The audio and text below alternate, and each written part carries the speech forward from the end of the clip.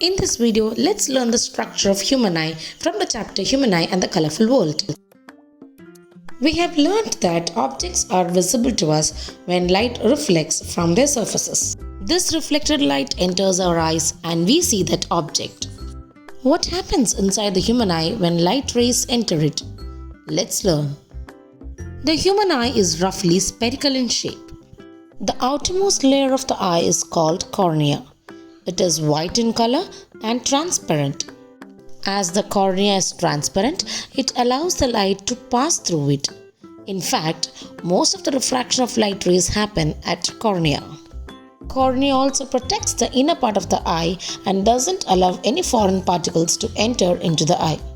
Behind the cornea lies a dark muscular structure called as iris. Iris determines the color of eye. For example, if we say that the person has blue eyes, it means that the color of the iris is blue. If you observe the structure of iris, you can see that there is a small opening at the center of iris, which is called as a pupil of eye. The main function of pupil is to allow the light to enter inside eye. The iris actually acts like a shutter of camera. It regulates the amount of light entering the eye by shrinking or expanding, thereby making a change in the size of the pupil. For example, if you face bright light, then iris relaxes or expands and makes the pupil smaller in size. Thus, only the adequate amount of light enters eye. And in a dim lit area, the iris contracts, making the pupil larger in size. This allows more light to enter through the pupil. Okay, now what next? The light that enters through the pupil falls on the lens, which is situated just behind the pupil. The lens is a biconvex lens and its main purpose is to converge light rays and focus it on the retina of a normal eye. So the primary function of lens is to bend and focus light and create a sharp image on the retina. The lens is held in position by the suspensory ligaments attached to the ciliary muscles. A normal eye can see nearby objects as well as distant objects clearly.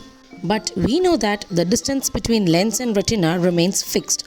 So, how is our eye able to see or get a clear image of the far away object as well as the nearby object? This is where the role of ciliary muscles come in. These muscles helps in changing the shape of the lens when our eyes focus on a nearby object or on a far away object. The relaxation and contraction of ciliary muscles helps in changing the curvature of lens and thereby the focal length. When we wish to see far objects, the ciliary muscles get relaxed. It makes the lens thin and increases the focal length of the lens. To obtain a clear image of the nearby objects, ciliary muscles contract, making the eye lens thick, thereby decreasing its focal length. This ability of eye lens to focus near and far objects clearly on retina by adjusting its focal length is called power of accommodation of eye. We have already discussed that retina is an inner layer at the back of the eye where the images are formed. It is a light-sensitive screen containing light-sensitive cells called rods and cones. The convex lens in our eye produces a real diminished and inverted image on the retina. Retina contains millions of light-sensitive cells called rods and cones.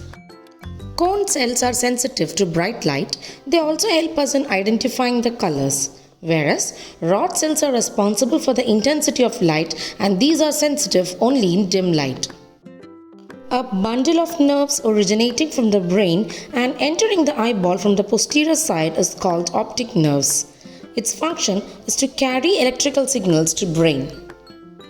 Damage to optic nerve can lead to temporary or permanent vision in one or both the eyes.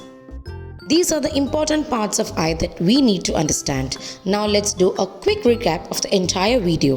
The outermost transparent layer of eye is called as cornea, where most of the refraction of light takes place. Behind the cornea lies iris, which determines the color of eye. In the center of iris, there is an opening called as pupil, which allows light to enter into eye.